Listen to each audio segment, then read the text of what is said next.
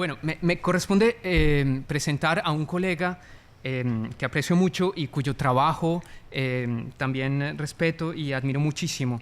Se trata de Leonardo Verano, profesor de la Universidad del Norte, que seguramente ustedes ya conocen. Leonardo es doctor en filosofía de la Universidad de Wuppertal, magíster en filosofía de la Pontificia Universidad Javeriana, licenciado en filosofía y letras de la Universidad de Santo Tomás. Es miembro del Instituto de Investigación Fenomenológica de la Universidad de Wuppertal, del Grupo de Investigación Culturas de la Corporalidad, grupo perteneciente a la Sociedad de Investigación Alemana, del Círculo Latinoamericano de Fenomenología y del Grupo de Investigación Estudia, concretamente en su línea Filosofía del Acontecimiento. Leonardo ha publicado numerosos artículos, principalmente sobre fenomenología, Heidegger, Merleau-Ponty. Les leo algunos de estos títulos. Cuerpo y pintura, una aproximación fenomenológica. Fenomenología del lenguaje en Merleau-Ponty. La experiencia del lenguaje como quiasmo, el lugar del otro, el problema de la alteridad en la filosofía de Merleau-Ponty. Y en fin, bueno, tiene muchísimos trabajos, así que sin más preámbulos los dejo en compañía de Leonardo, profesor de esta universidad. Bien, muchas gracias Andrés por tu amable presentación. Bueno, muchísimos trabajos. Bueno, algunos trabajos sí tengo, pero muchas gracias Andrés. Bien, yo veo muchos estudiantes de colegio, quiero decir algo antes, no tenía pensado decir eso. Resulta que ustedes ven allí en el título de la conferencia de mi trabajo, dice Merleau-Ponty, dice, bueno, ¿quién será ese señor? Maurice Merleau-Ponty es contemporáneo de Jean-Paul Sartre y de Heidegger. Y en los manuales de colegio los llaman los existencialistas, pero resulta que eso, como generalmente aparece allí, no es cierto. No les voy a decir qué son o a qué se acerca su filosofía, porque sería caer un poquito en esa idea de ubicarlos en una tendencia. Entonces, el asunto, como han podido ver en el trabajo de Andrés, no es el problema de la existencia en Heidegger, como tampoco lo es en Merleau-Ponty. Bien, entonces yo voy a leer mi texto. Procuro... Bueno, ya tengo menos tiempo, pero igual que quede espacio para dialogar. No sé, no creo que todos tengan el programa en la mano, entonces, sobre todo los estudiantes del colegio. Entonces, el trabajo que presento tiene como título Tiempo corporal y subjetividad en Merleau-Ponty. El presente trabajo se inscribe en una concepción ontológica del cuerpo que puede ser expresada de la siguiente forma. No tenemos en sentido estricto un cuerpo, sino que somos cuerpo. Hay vida corporal y esta se caracteriza por tener su propio sentido, por estar referida a sí misma en el modo de un sentido que no está garantizado, legitimado por una conciencia o razón constituyente. Aquí quiero hacer la primera observación. Ustedes recordarán ayer Jean-Luc Nancy comentando el I, ¿no? El Il y a, el Es gibt en alemán. Y eso lo señala también Merleau-Ponty. No hay que decir, más bien, no sería preciso decir el cuerpo, como tampoco el tiempo, ni el ser, sino hay ser, hay tiempo y hay cuerpo. Eso evita, sobre todo, incurrir en una substancialización del cuerpo, en una suerte, dice Merleau-Ponty, de entificación. Este carácter del cuerpo está referido a sí mismo, como la idea de la vuelta a sí mismo en la palabra reflexión, plantea la existencia de una mismidad corporal, esto es, un ser corporal que tiene como rasgo esencial mantener, sostener una relación consigo mismo. Otra observación, así muy breve, la palabra relación.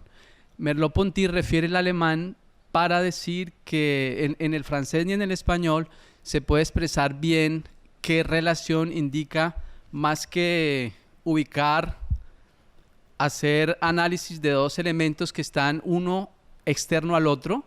Él dice relación es sostenimiento, es Verhältnis en alemán, es decir, es una relación que se da desde el fondo, desde dentro, va a decir él. Esto con otros asuntos que yo voy a comentar es bien esencial para entender su concepción del cuerpo, del lenguaje y toda su reflexión sobre la corporeidad. La idea de la existencia de una mismidad, de una identidad corporal no es nueva. Hablando de los despreciadores del cuerpo, afirma Nietzsche en el Zaratustra. Cito a Nietzsche: detrás de tus pensamientos y sentimientos se encuentra un campo inmenso, un sabio desconocido que se llama a sí mismo, Selbst. Él vive en tu cuerpo, él es tu cuerpo. Fin de la cita. El modo de darse esta relación consigo mismo del cuerpo tiene como rasgo característico no solo no convertir al cuerpo en un objeto para sí mismo, sino tampoco en un sujeto que conduzca su sentido. La subjetividad que forma la mismidad corporal no es la de un fundamento preestablecido, fijo, garante de su despliegue, la idea del fundamento como Grund, como instancia última de explicación, y ello porque esta mismidad no es dada en términos de coincidencia, es decir, como aquello que es idéntico a sí mismo, idea de la mismidad como lo expresan las palabras en inglés same o en alemán dasselbe, sino como un sí mismo que es distinto de sí, un sí mismo como respectivamente en estas palabras self, en estos idiomas self o selbst en alemán. El sí mismo corporal se percibe a sí mismo como diferente. Se trata de un ser corporal dividido, escindido en sí mismo. El ser escindido, dividido del cuerpo desde una perspectiva temporal, indica un estar fuera de sí en el modo, cito a Merleau-Ponty en su obra póstuma Lo visible y lo invisible, en el modo de una ausencia, de una presencia así que es ausencia de sí, contacto consigo mismo por el distanciamiento y relación consigo mismo. Fin de la cita. El planteamiento que queremos hacer en este contexto consiste en concebir el tiempo corporal como movimiento de explosión, señalaba también Andrés en su presentación, de fuga de sí mismo, en un presente que hunde sus raíces en el pasado y en el futuro, y en el que la vida subjetiva del cuerpo no es pura ausencia de sí a sí, vacío o negación de su ser. Esto lo presento en 2 puntos: 1, tiempo y cuerpo, y 2, memoria corporal. 1, tiempo y cuerpo. Las 2 concepciones clásicas del tiempo que predominaron en la historia de la filosofía, el tiempo como atributo de las cosas, concepción objetiva, y el tiempo como experiencia interna en el hombre, concepción subjetiva, suponen una instancia intemporal que funda al propio tiempo. Esta es la crítica fundamental de Merleau-Ponty. La concepción objetiva del tiempo, que inscribe a este en un espacio lineal continuo de puntos de pasado, de presente y de futuro, da por supuesta la existencia de un principio instalado fuera del tiempo, una razón universal que da cuenta del paso de este en un antes, una ahora y un después. La metáfora del río, utilizada por Heráclito para ilustrar el cambio permanente de las cosas, aplicada al tiempo, se funda en la idea de un logos, un orden de la naturaleza, para quien el presente viene del pasado y va hacia el futuro en un movimiento de cambio perpetuo. Creo que Juan Manuel también hacía alusión a esa metáfora en relación con el tiempo. Es una metáfora muy, muy recurrente. El problema del recuerdo. Bueno, este logos, principio de todas las cosas, que abarca el curso completo del tiempo, es eterno en su mismo devenir, como una razón que ha existido siempre. El problema del recuerdo, de la anamnesis, tratado en el diálogo Menón por Platón, vinculado al problema de la verdad, no es propiamente una indagación de carácter epistemológico, cómo conoce el alma a través del recuerdo, sino de carácter ontológico. Se trata, en palabras de Waldenfels, del drama del alma como drama del recuerdo, del recuerdo de un saber previo que remite a la existencia de una vida pasada, a una vida que ha existido siempre. La verdad descubierta por el alma en ella misma, como experiencia de reminiscencia, se funda en una realidad exterior, suprasensible, eterna, que ha dejado en ella su impronta. Aristóteles, por su parte, en el libro 4 de la Física, define el tiempo como aquello que está en el movimiento, en la kinesis, y permite su medida, su cálculo. Si bien es el alma, como advierte Aristóteles, la que tiene la capacidad de enumerar este tiempo objetivo, de identificar la continuidad del movimiento en un antes y en un después, no es ella, como se sabe, la que lo funda. Aquí me refiero a la idea del motor inmóvil en Aristóteles. En las Confesiones de San Agustín se encuentra de manera ejemplar una concepción subjetiva del tiempo como una experiencia de interiorización del alma que va de una vida exterior a una vida interior. Esta experiencia consiste en el drama del alma del olvido de sí misma, similar a lo planteado por Platón en el diálogo Menón. La lucha contra el olvido de sí misma es una lucha en la primera persona del singular, yo me acuerdo de cómo lucha en última instancia contra el olvido de Dios. La memoria que alcanza el alma de sí misma como alma mortal no es suficiente para ascender a Dios, de ahí que el final de su camino sea la unión con éste, quien vive en su interior. Aquí yo quiero un paréntesis también breve. Merleau-Ponty no se limita a criticar a Platón, ni a Aristóteles, ni a San Agustín. Él siempre hace una crítica que termina retomando mucho de lo que han planteado otros autores, y esto no es una excepción. Él dice que Platón inicia el problema del recuerdo y de la memoria cuando se plantea en otros diálogos también, no solo en el Menón, el problema de cómo existe algo presente que está ausente. ¿Cómo explicar esa ausencia que es presente? Que es todo el problema de la memoria y del recuerdo. Lo mismo se podría decir de Aristóteles, toda esta reflexión de Aristóteles en la física también sobre el tiempo que es un tiempo presente. Eso lo valora muchísimo, porque ustedes, a Merleau-Ponty, ustedes se darán cuenta que hay en el desarrollo de mi trabajo, que Merleau-Ponty le da prioridad al presente, en una línea a la hora, en una línea como la que estaba planteando también el profesor Jean-Luc Nancy, y a mi manera también René Scherrer ayer. La oposición establecida entre el exterior y el interior, el afuera y el adentro, la naturaleza y la cultura, el sujeto y el mundo, el alma y el cuerpo, característica de la perspectiva racionalista, tiene como uno de sus mayores peligros ofrecer, dice Merleau-Ponty en los resúmenes de curso de 1952-1960, específicamente el curso dedicado a la naturaleza, dice Merleau-Ponty, la perspectiva racionalista tiene como uno de sus mayores peligros, comillas, una imagen fantástica, una imagen fantástica del hombre, del espíritu y de la historia. Fin de la cita. Merleau-Ponty propone como alternativa un logos del mundo sensible, directamente relacionado con el planteamiento de la existencia de un vínculo esencial entre tiempo y cuerpo. Ese vínculo es lo que yo les decía de la relación, que él lo va a decir con otras figuras también, con algunas que son unas metáforas que él utiliza también. La idea de este vínculo, concebido en la forma de un entrelazamiento, esto lo toma de Husserl, la palabra Verflechtung en alemán, o en palabras de Heidegger, de una relación de copertenencia en alemán, del Zusammengehörigkeit, es paradójica, dice Merleau-Ponty. Hay un tiempo del cuerpo, bueno, no dice Merleau-Ponty, estoy dando aquí una pequeña interpretación, hay un tiempo del cuerpo y un cuerpo del tiempo, en el sentido de una temporalidad propia del cuerpo y de una corporeidad propia del tiempo. El tiempo del cuerpo no es todo el tiempo, y sin embargo a este, como tiempo de las cosas, del otro, de la historia, del mundo, del ser, le es inherente la experiencia corporal. El tiempo, dicho en otras palabras, es un tiempo encarnado, el tiempo vivido antes que un tiempo pensado. El tiempo no es un en sí que transcurra en el interior de las cosas, de los acontecimientos, ni en el interior de una conciencia constituyente, sino un tiempo que nace, como afirma Merleau-Ponty, en la experiencia que tenemos de él. Cito a Merleau-Ponty en la Fenomenología de la Percepción. Si hemos de encontrar una eternidad, será en la médula de nuestra experiencia del tiempo y no en un sujeto intemporal encargado de pensarla y proponerla. Fin de la cita. Merleau-Ponty explica la relación, Verhältnis, entre el entrecruzamiento recíproco entre tiempo y cuerpo a través de la figura del quiasmo. Esa es otra muy conocida figura para entender esta relación, en este caso, tiempo-cuerpo.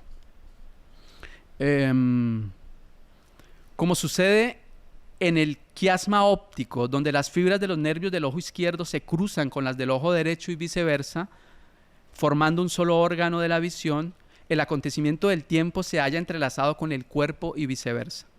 La unidad formada entre ellos, como los dos lados de una hoja o de una moneda, indica la pertenencia originaria recíproca de uno a otro. El tiempo es, por decirlo así, tiempo de nuestra experiencia corporal del tiempo y no precisamente conciencia de tiempo. Eso es muy importante. Merleau-Ponty lo dice en los resúmenes, ya aparece esa idea a la crítica de conciencia como conciencia constituyente también en la Fenomenología de la Percepción, y en el trabajo sobre la pasividad también está esa idea de la crítica. no es conciencia de tiempo o tiempo de un sujeto trascendental. El cuerpo, a su vez, es del tiempo, ya que en sentido estricto él no está en el tiempo, sino que éste, como su otra cara, lo constituye de manera esencial. La temporalidad es, como dirá Merleau-Ponty en alusión a Heidegger, el sentido mismo del Dasein como Dasein temporal. Perdón, como Dasein corporal. El entrelazamiento de tiempo y cuerpo exige reconocer el sentido inconcluso, inacabado, tanto del uno como del otro. Es esencial al tiempo mismo que no sea, que el pasado, el presente y el futuro no estén completamente constituidos. Es esencial al cuerpo definido como temporalidad ser un cuerpo vivo, Leib, esto es, un cuerpo de nuestra experiencia para quien el pasado, el presente y el futuro siempre son susceptibles de transformación. El lugar donde se cruza el tiempo y el cuerpo no es precisamente el cuerpo. Hay la distinción en fenomenología muy clara, muy importante, entre el cuerpo como Leib, cuerpo vivo, el que vivimos, y el cuerpo como Körper, que también dice Merleau-Ponty, ni el francés tiene esa palabra, ni el español, sino en el alemán se distingue eso. Y ahí hago una aclaración, aprovecho para decir, Merleau-Ponty dice, sí, no, es cierto que nosotros también somos ese Körper, pero tan cierto es que los médicos nos salvan la vida si conocen ese cuerpo objetivo, pero ese cuerpo no es el que nosotros vivimos, con el que amanecemos y nos acostamos, dice Merleau-Ponty. Ese no es el cuerpo del trabajo filosófico o fenomenológico.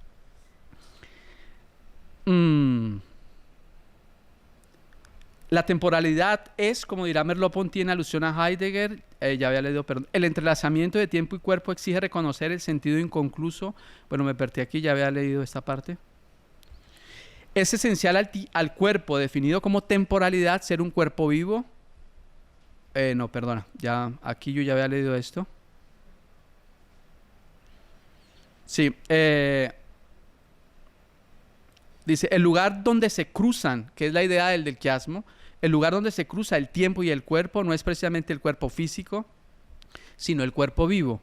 El cuerpo que sentimos, que vivimos en cada movimiento, en cada acción, en cada palabra, en cada pensamiento nuestro. Se trata del lugar de nuestra experiencia del cuerpo como lugar de encuentro, de cruce con las cosas, con el otro, con el mundo. El lugar del entrecruzamiento, del quiasmo entre tiempo y cuerpo es, en este sentido, el propio mundo como mundo de nuestra experiencia corporal.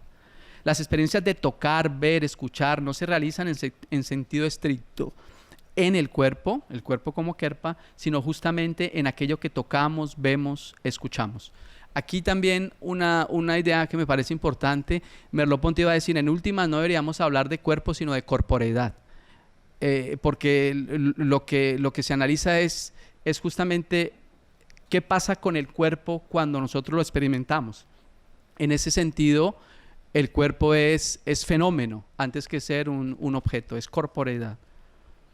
La experiencia de ver, por ejemplo, este libro es ya una experiencia de comprensión debido a que lo captado en ella no es precisamente una serie de cualidades, color, tamaño, forma, textura, a partir de las cuales formemos la idea del libro, sino el sentido mismo de lo percibido del libro.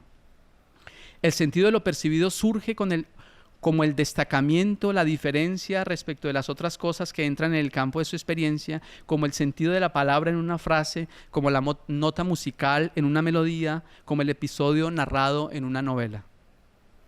Se trata de entender que nosotros hacemos parte de ese campo de experiencia, que no estamos más acá o más allá de las cosas como un sujeto que determina o constituye el sentido de estas, sino en medio de ellas, entre ellas.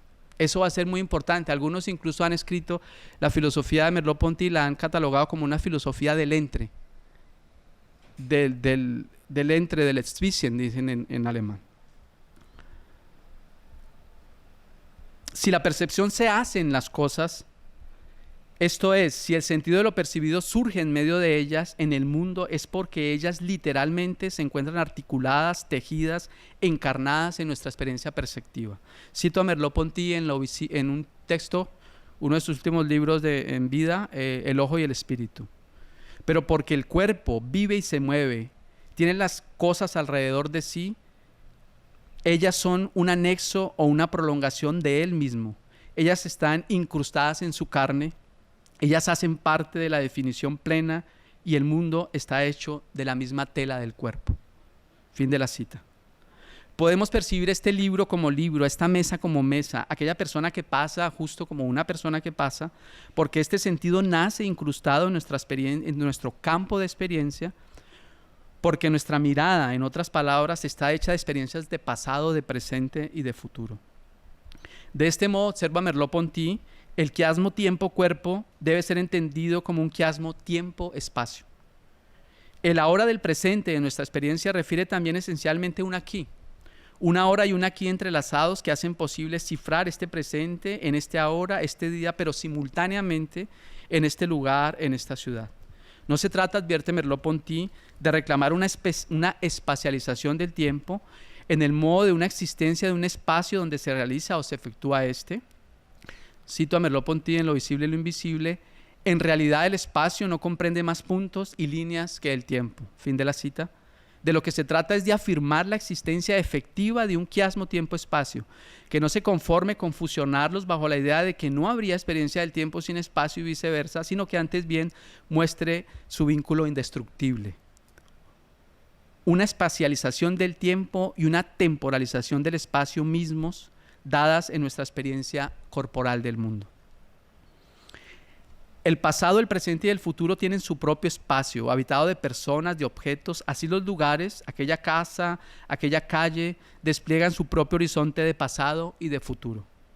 Nuestro cuerpo, existiendo entre las cosas, entre los otros cuerpos, como aquello que también se destaca, se diferencia entre ellos, no puede ser la ley o el principio que determine el sentido del tiempo y del espacio de estos. Él los ve, los percibe desde dentro, como un tiempo y un espacio de las cosas de los otros que lo definen también a él, justo como una experiencia de distanciamiento, de diferenciación con ellos mismos. Acá aparece otra figura, es una metáfora, la metáfora del relieve. La diferencia como relieve de nuestro cuerpo con el cuerpo de los demás, incluso también el del sentido como relieve, quiere indicar que la diferencia no es una diferencia que se dé sin una temporalidad, sino que la diferencia es como una erosión, irrumpe desde dentro. Él dice, con su concepción ontológica, el relieve quiere decir nosotros hacemos parte del mundo. Va a decir, el ser en el mundo en Heidegger debe entenderse como un ser del mundo. Y ese ser del mundo quiere él justamente mostrar con la idea de relieve que esa pertenencia, pero desde dentro, no es que estemos... El mundo es esto y nosotros estemos aquí parados sobre el mundo. Nosotros estamos dentro del mundo. Y esa es la idea del vínculo también que él establece. Con varias metáforas él quiere dar esa idea, insistir en esa idea. Y de allí, paréntesis, habla de un tiempo como tiempo vertical y de un pasado como pasado vertical. Es decir, enraizados, ¿no?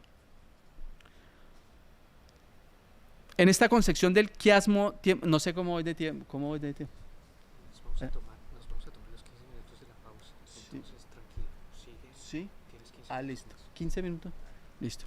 15 minutos. Listo. Bueno, 15. Eso vamos a hacer. Sí, bueno, gracias Juan Manuel. Bueno. En esta concepción del quiasmo tiempo-cuerpo está presente una nueva idea del sujeto y la subjetividad. La idea tradicional de sujeto, propia de la filosofía moderna, consiste en postular al yo pienso como fuente de la verdad del conocimiento de todo lo que podemos saber del hombre y del mundo. La vida de este sujeto, la subjetividad, se define por su capacidad de autofundamentación, esto es, de procurarse con su propio pensar reflexivo las verdades que sirvan de fundamento a su saber. Se da por ello en la idea moderna de sujeto una identificación entre racionalismo y subjetividad. La subjetividad que define la vida del cuerpo, por su parte, como la relación sostenida, esa idea de Verhelnis, consigo mismo, de saberse él mismo, el ser que siente, toca, habla, se mueve, sueña, no supone un yo corporal, un sustrato metafísico que opere como el centro desde donde él percibe y se percibe, un sustrato que, en otras palabras, haga posible su ser sí mismo, su mismidad. El poder de comprensión del cuerpo, como hemos indicado, surge en el entrelazamiento cuerpo-mundo, como un entrelazamiento de tiempo-espacio y no como un poder, una fuerza que pueda ser localizada en el cuerpo. Afirmar que el lugar de la percepción del cuerpo son las cosas, el mundo, significa que él se percibe a sí mismo solo a través de ellos, que para él ver, tocar, sentir es verse, tocarse, sentirse.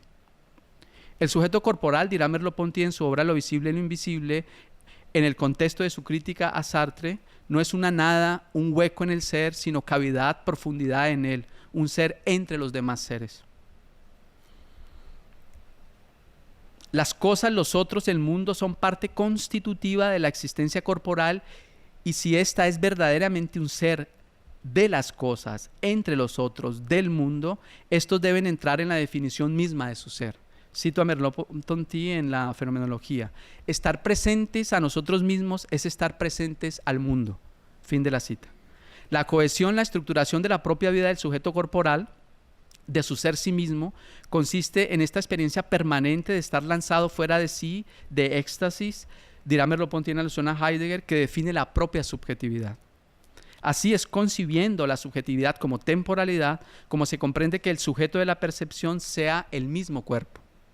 Que precisamente sean nuestros ojos los que tengan el poder de ver y nuestras manos el poder de tocar, y no un espíritu o pensamiento interior.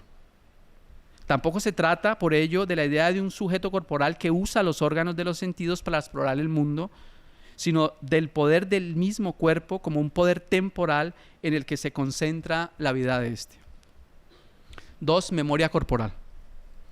La concepción del tiempo como explosión no supone ni la existencia de un pasado originario remoto, fuente de comprensión y explicación de temporalidades posteriores, ni la idea de una destrucción, de una aniquilación de lo existente como condición de posibilidad de superación del pasado y preparación de lo venidero, de lo nuevo. La explosión es ante todo dispersión, en el sentido de una diseminación, de una germinación, dice Merleau-Ponty en varios pasajes. No solo no existe una determinación del sentido, de lo que hemos sido, somos y llegamos a ser, sino que existir para nosotros, esto es, nuestro ser corporal del mundo, nuestro ser abierto, bueno, ahí refiere también la idea en alemán de la Offenheit, significa el poder corporal que tenemos siempre de romper, de interrumpir y empezar de nuevo. La idea de ruptura, de rompimiento, supone tanto la permanencia, el arraigo en un lugar, en un presente, como el vínculo de lo venidero, la aparición de un nuevo presente con nuestro pasado, con lo que hemos sido. Aquí Merleau-Ponty dice, esa apertura hay que entenderla, utiliza también la palabra en alemán como una apertura que funda, dice, la Offenheit como Eröffnung, dice él, como apertura que funda. La permanencia del tiempo no tiene la forma de una identidad estática, ya que su propio modo de ser consiste en estar lanzado fuera de sí. El presente a un futuro y a un pasado cercanos, el pasado a un futuro y a un presente reciente, el futuro en un presente y en un pasado por venir. La figura de la explosión del tiempo en este sentido no significa sucesión de instantes en el modo de fragmentos de tiempo que mantengan una secuencia lineal en donde el futuro sea lo que va después del presente y el pasado lo anterior a este. La ruptura, el quiebre del tiempo expresa la propia paradoja de este. Darse en el modo de una permanencia que para ser necesita sustraerse a sí misma. Si el futuro, por ejemplo, puede ser concebido como un presente por venir, no lo es en el modo de una simple proyección, sino porque el futuro, se anuncia ya en el presente, existe en él. Yo quiero retomar la idea del profesor Serrer ayer, de la idea del pasado como real y del presente como real. En ese sentido me parece que es también la idea de Merleau-Ponty. La tarde de nuestra jornada de trabajo se anuncia en las horas de la mañana, pero no simplemente como unas tareas por hacer, no porque nosotros propongamos la tarde y la representemos como parte de nuestra jornada de trabajo, sino porque ella misma, para ser justamente el presente de mi jornada de trabajo, necesita ceder, sustraerse, negarse a sí misma para dar paso a la tarde y esta a su vez a la noche. La negación de la sustracción no es, advierte el autor en Lo visible y lo invisible, una, entre comillas, negatividad negativa, y por esta entiende una negación como privación, como carencia, sino una negatividad positiva. Esto es bien importante, entender la negatividad como negatividad positiva en la medida en que lo negado es llevado, transportado en la misma negación. El pasado en este sentido no es propiamente lo contrario al presente y este a su vez no lo es del futuro. Ellos coexisten en el sentido pleno de la palabra, esto es, son un ser con, un Mitzain. Cada dimensión temporal nace, como dijimos a propósito de la percepción, en una experiencia de diferenciación respecto de las demás. El presente es el mismo, distanciamiento del pasado y del futuro, y el pasado a su vez distanciamiento del presente y de un nuevo futuro, y no instante puro y acumulación de presentes respectivamente. Así las dimensiones del tiempo ganan su propia especificidad, pues ellas surgen justo como la diferencia respecto de las otras, esto es, como aquello que no se puede deducir, derivar de las demás. Si las dimensiones de pasado y de futuro, del presente, son constitutivas de este, dejan de ser una simple proyección, una explicación suya. El pasado y el futuro están en el presente, y esto quiere decir que no existen y no están encerrados en sí mismos, que el sentido de lo vivido y del porvivir está atravesado por nuestro presente.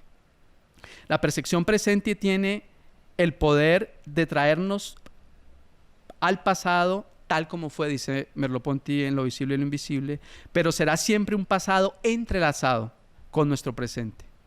Porque el presente, nace justo de la experiencia de distanciamiento del pasado y del futuro, como la ruptura, la herida, dirá Merleau-Ponty, que se abre y que somos nosotros mismos. Nos entrega a este presente un pasado vivo, evocado en su lugar, en su mundo, en el momento en que, cito a Merleau-Ponty, comportaba aún un horizonte de futuro, hoy cerrado, un horizonte de pasado próximo, hoy lejano. Fin de la cita, eso es fenomenología de la percepción. Por ello, la primacía dada aquí al presente no significa establecer un núcleo en el campo de presencia desde donde se explique el pasado y el futuro, pues ello significaría la pérdida de estos, de su propio peso temporal. El pasado y el futuro permanecen en la memoria corporal si son recuperados recuperados en el presente de nuestro recuerdo corporal con sus propias dimensiones temporales. La primacía otorgada por Merleau-Ponty al presente encuentra sus razones en la vida del sujeto corporal. El pasado y el futuro no existen en sentido estricto fuera del presente, ya que es en virtud del arraigo corporal de nuestra vida en este aquí y ahora, como podemos comprender que el pasado no es solo un tiempo distante, ni el futuro un tiempo lejano de nosotros, que ellos son ante todo un pasado y un presente vivos, que nuestro acceso a ellos no se logra a través de un acto explícito de reflexión que convierta al pasado en suma de hechos pasados y al futuro en una proyección, en una construcción de acontecimientos posibles. Este acceso se da en nuestro propio cuerpo, es decir, en un pasado y un futuro corporales abiertos en nuestro presente. Ese es en este que podemos tener una experiencia antigua o futura como desarraigo, el poder de empezar en otra parte, en otro lugar. Esto ocurre porque la temporalidad del cuerpo, su movimiento de explosión, de estar fuera de sí, no es precisamente desintegración pura, instante puro. Hay una retención, utiliza también la palabra Merleau-Ponty de Husserl, hay una conservación del tiempo en el cuerpo, una memoria corporal que vive el recuerdo no como el acto explícito de un sujeto, sino como un recuerdo corporal actuante. Así como la experiencia originaria del lenguaje. Dice Merleau-Ponty el lenguaje como lenguaje hablado, hablante, como lenguaje practicado, el lenguaje como habla en últimas, muy en sentido heideggeriano también. Así como a la experiencia originaria del lenguaje descubre un lenguaje hablante actuante, la experiencia corporal de la memoria descubre una memoria práctica actuante. Los hábitos de motricidad corporal, caminar, subir y bajar escaleras, conducir un auto, así como tocar un instrumento, bailar, actuar, comportan un saber del cuerpo que se ha hecho hábito en nosotros a través de experiencias de aprender y desaprender. Lo retenido en la motricidad corporal no es algo estático, aprendido o desaprendido para siempre, sino que exige, para afirmar su sentido, volver a ser vivido, practicado. El secreto de la memoria, como afirma Waldenfels, está en la repetición, en un volver a traer que nunca consiste en un traer lo mismo como algo idéntico a sí mismo, ya que aquello que vuelve a ser conservado, el aroma del aire de aquella ciudad, el sabor de aquella fruta, de aquel vino, aquel gesto, aquella palabra, es el mismo temporal. Y por ello un sentido que se forma en la experiencia de la repetición. El saber de la motricidad corporal entonces no es mecánico, tiene que ver mucho más con una memoria práctica, hecha hábito, modo de ser, de actuar, de relacionarnos con las cosas. Pero la memoria corporal no se restringe a los hábitos motores y la experiencia de aprender se extiende a todo lo que pueda ser aprendido o retenido por el cuerpo, a las formaciones de sentido corporal dadas en las relaciones que sostenemos con el otro, con las cosas, con el mundo y que están presentes en nuestros hábitos y comida. El comer, el vestir, los gestos, los sentimientos, la sexualidad, el lenguaje, la escritura. Dice Merleau-Ponty ya en la fenomenología de la percepción, el cuerpo es ya cultura. Desde allí se puede entender un poco esta idea también. La dinámica de formación del sentido corporal, la memoria del cuerpo, como experiencia de aprender y desaprender, se encuentra en íntima relación con las experiencias de recordar y olvidar. Estas, como experiencias de aprender y desaprender, no solo confirman que no habría recuerdo sin olvido, como ha sido planteado en la tradición de la filosofía ya desde Platón, sino además que el sujeto del recuerdo y del olvido es un sujeto instalado en un tiempo y en un espacio. Un espíritu absoluto que tenga ante sí desplegado el tiempo no puede recordar ni olvidar. Reconocer que es a través de nuestro cuerpo como podemos arraigarnos en una situación, que en otras palabras, nuestra memoria corporal es el testimonio de esta apropiación, impide a su vez entender la relación recuerdo-olvido como la búsqueda por parte del recuerdo de un saber que se ha perdido. Esta relación se aclara si se comprende el modo de existencia de lo ausente que es traído al presente por el recuerdo. Una risa, una palabra despliega en el recuerdo de un amigo de juventud y si, como afirmamos, la imagen traída por este recuerdo no es una simple representación, se debe a que la experiencia actual que tengo de ese recuerdo tiene el poder de evocar a mi amigo en su lugar, en su mundo. El olvido no es en este caso la pérdida de una imagen como tal, la imagen como retrato, sino el no poder ya precisamente evocar el mundo de mi amigo, el lugar en el que recuerdo yo a mi amigo. Si la percepción es comprensión de un sentido, como hemos visto, por diferenciación, el olvido, afirma Merleau-Ponty en Lo visible y lo invisible, lo es por desdiferenciación. El hecho de que ya no se vea el recuerdo, dice, afirma Merleau-Ponty en Lo visible y lo invisible, cito a Merleau-Ponty en Lo visible y lo invisible, es desdiferenciación el hecho de que ya no se vea el recuerdo. Ahí termino la cita de Merleau-Ponty. Si el olvido es una pérdida, lo es, pero como pérdida del mundo. Desintegración del sentido de del mundo que antes animaba el recuerdo de mi amigo.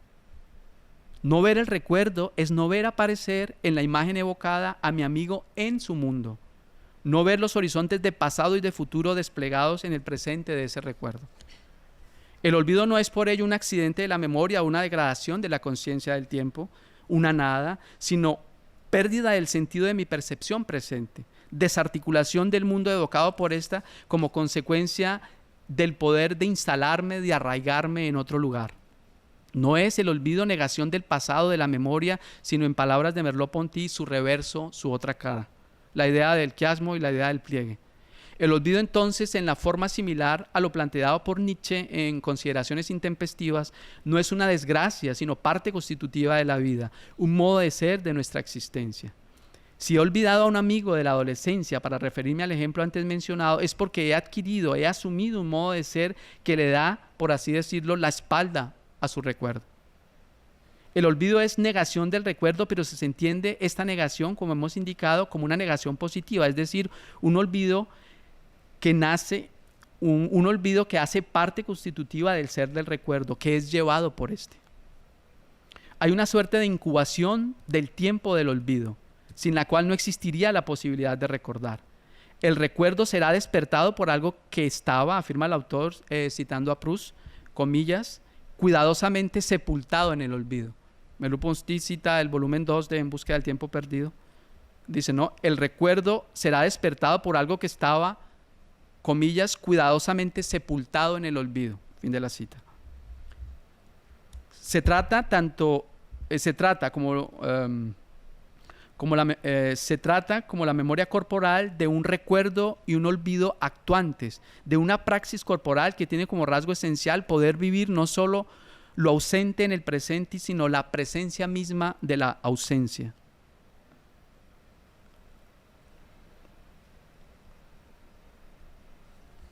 Bueno, lo olvidado aquí no es superado, eliminado, borrado totalmente de nuestra experiencia. Es en ella misma, despertando lo que en ella ha sido olvidado, que podemos volver a recordar el mundo, el ser, el cuerpo. Para decirlo en el lenguaje de Heidegger, hay un ocultamiento del desocultamiento, hay un ocultamiento en el sentido del olvido, del desocultamiento, el recuerdo. O como en palabras de Merleau-Ponty, de una visibilidad, el recuerdo, de lo invisible, el olvido. Y si, para esta última idea, no leo las conclusiones, más bien para dar posibilidad a alguna pregunta. Y si volver no significa traer al presente lo mismo, lo idéntico, cada recuerdo, cada volver a decir, cada volver a hacer, cada volver a sentir, conlleva una transformación, un cambio de aquello que se recuerda y en este sentido de nuestra relación con el pasado. El recuerdo, en forma similar a la experiencia que hacemos con el lenguaje, puede ser concebido como un acontecimiento de un sentido nuevo, de un recuerdo creador, o un recuerdo que en el volver a decir, en el volver a hablar, volver a ver, solo introduce un cambio en el sentido de lo recordado. Así como el primero no es creación pura, el segundo no es pura repetición. Lo dejo allí entonces para dar paso. Muchas gracias.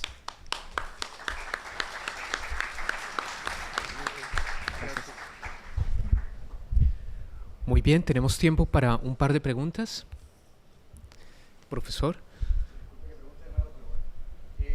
Bueno, Deleuze habla de que arte es lo que permanece, ¿no? En su concepción, arte es lo que permanece, pero en su concepción es distinta, ¿no? Paquete de sensaciones, perceptos y afectos.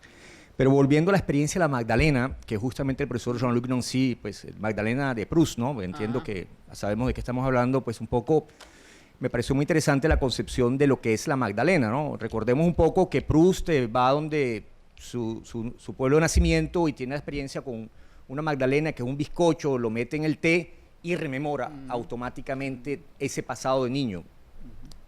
Nancy decía ayer que lo que vuelve, es decir, en ese sentido la experiencia es del signo de la experiencia de lo que la Magdalena fue, es decir, del signo de algo de un pasado.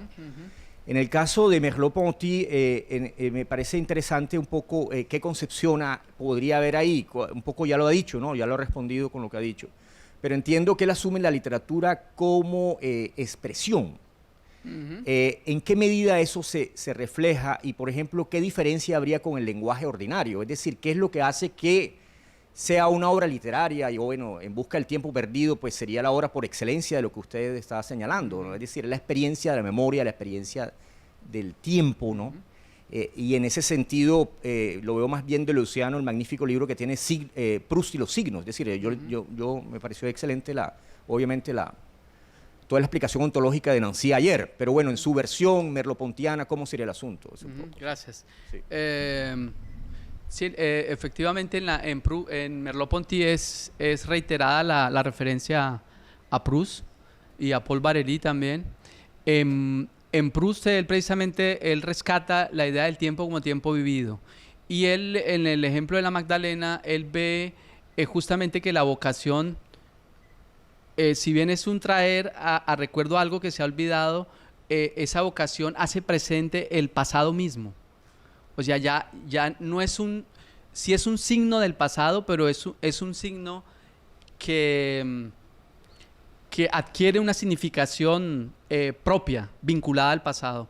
Y en ese sentido, ¿en qué una significación propia? Que evoca ese pasado, pero siempre ya como un pasado transformado. O sea, no lo trae de manera igual. O sea, se recuerda una ciudad, pero esa ciudad viene ya definitivamente, porque tú lo haces desde tu presente, ya no es esa misma ciudad idéntica, sino que allí hay una transformación en la evocación, hay una transformación que está vinculada a tu presente.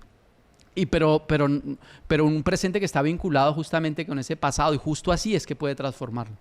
Lo otro que tú mencionabas de la expresión, del lenguaje. Sí, es muy importante eso. Para Merleau-Ponty, el problema del lenguaje es el problema de la expresión. Es decir, cómo en el caso de la literatura, cómo puedo yo nombrar lo que pasa sin traicionar lo que pasa. Es el gran problema que yo lo interpreto hacia Merleau-Ponty. Cómo yo no traiciono, y es toda la idea del cuerpo y del quiasmo, cómo yo no traiciono el sentido de la experiencia cuando lo llevo a la expresión. Es el punto central y por eso me parece importante tu pregunta. Él dice a propósito que incluso el ejemplo y el arte y la literatura debe ser el ejemplo para la filosofía, en el sentido de que allí, en esta experiencia, hay una experiencia con el lenguaje que no piensa la experiencia. Pareciera que no la pensara como en la filosofía. La filosofía, en el momento en que piensa la experiencia, la pierde. Y entonces él intentó, su esfuerzo es de que claro que tenemos que nombrar y tenemos que narrar la experiencia, pero él lo dice muy interesante, hay una experiencia hay un lenguaje de la experiencia y una experiencia del lenguaje, y esa distinción ahí es fundamental para hablar de filosofía y arte. Bien. Leonardo, muchísimas gracias.